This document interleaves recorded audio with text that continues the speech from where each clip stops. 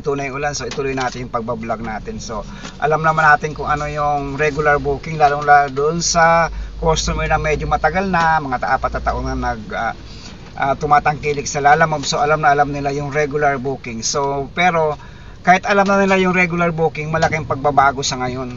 Katulad ngayon na mayroong booking na 2 kasabay. So malaking pagbabago kahit na alam nila yung regular booking, mananibago pa rin sila. Marami pa rin customer ang naninibago ngayon dahil nga sobrang tagal na ng pick up location at saka yung drop off natin medyo tumatagal na rin dahil nga yung 2 booking na isasabay, malaking bagay talaga yun. So nakakaubos oras ngayon yun dahil nga syempre pipiliin mo pa yung kasabay at saka hindi mo rin alam kung ano yung location yan. Minsan kasi nagkakatalo yun sa location kaya medyo yung booking natin kahit naka-regular, minsan nahuhuli yan. Sa totoo lang, aminin natin, nahuhuli talaga si regular at minsan si priority nga na medyo nahuhuli siya dahil nga medyo malayo yung kanyang So ayan yung reality, aminin natin mga kapaps, na hindi na talaga nasusunod yung sequence na yan o yung pagkakasunod-sunod ng ating mga booking na dapat sundin ayon sa Lalamove policy. So mahirap talaga, nasa driver ang diskarte niyan at kaya kung paano natin i-execute yung ating mga dinideliver. So ayan, sana mayroon na tayong nakuhang tips. So pero balikan natin yung yung pinaka basic kung bakit kailangan natin talakayin yung priority, regular at saka polling. So pag sinabi natin regular, siya yung nasa gitna. Siyempre nasa gitna siya ng priority at saka polling.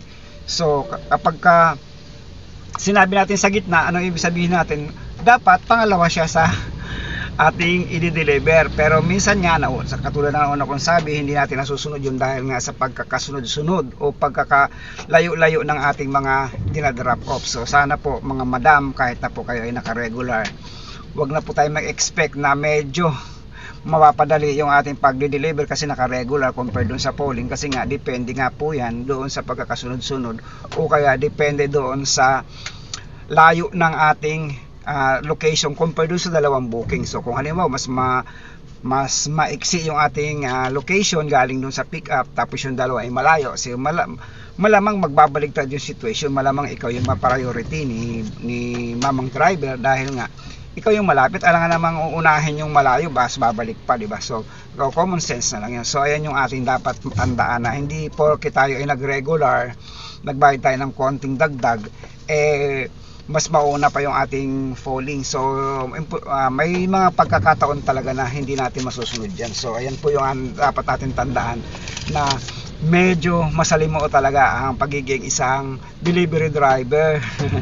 So sana may natutunan po tayo. Yun lamang po, kasi alam naman natin kung ano yung regular dahil natalakayan natin yung episode 1 and 2. So sana po mayroon tayong natutunan, at doon pa naman po sa mga nanonood, kung halimbawa mayroon kayong katanungan o suggestion kung anong gagawin nating topics, comment lang po kayo para natin masundan at saka para matalakay na rin natin at maintindihan na rin natin mga kasamahang mga customer kung ano ibig sabihin ng ating mga ipinaglalabang mga driver na minsan tayo ay naiipit sa sitwasyon na hindi maganda at may nababagsakan tayo ng sisi ng customer dahil nga mayroon tayong mga sitwasyon na hindi natin na ipapaliwanag. So dito sa platform natin, sana may paliwanag natin kung ano yung mga fair naman dapat fair lang tayo. At ako po ay nagbablog po para sa kaalaman lamang po natin mga driver at sa mga customer, na sana magkaintindihan po tayo na hindi po tayo nag-aaway-away dahil at the end of the day tayo naman talaga ay magkakampi, na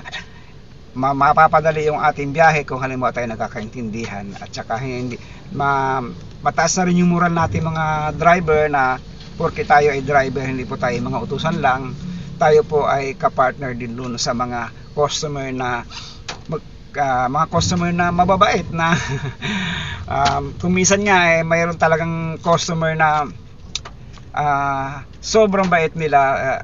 Saludo talaga ako dun sa mga customer na sobrang bait na although mayroon naman mga ilan dyan na customer na hindi nakakaintindi. So hindi na expect naman natin kasi hindi naman lahat ng mga customer ay nagbabasa ng mga comment o kaya social media na hindi nila naintindihan. Ang alam lang nila nagbook lang sila and then makakarating kagad sa kana. So ayun yung minsan mahirap na tanggapin na katotohanan na mayroon talaga mga ganyang sitwasyon. So ayan, maraming salamat at medyo biyahe na po tayo dahil mag-aalauna na. So ayan, doon sa mga customer natin, ingat po rin po kayo. Doon sa mga driver, ingat din po tayo at sana kumita tayo pare-parehas and babu.